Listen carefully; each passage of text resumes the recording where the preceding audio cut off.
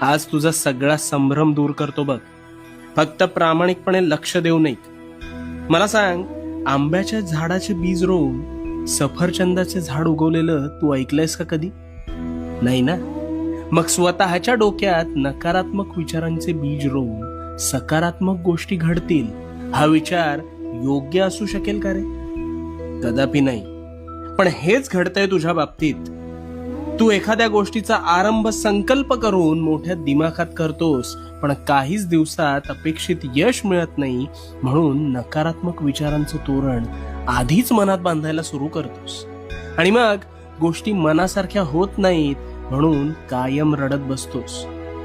नकारात्मक विचारांचं ग्रहण लागलंय रे तुला. तुझ्या विचारांच्या संभ्रमात तुझ्यावर नकारात्मक विचार हळूहळू तुझ्या नकळत आरूढ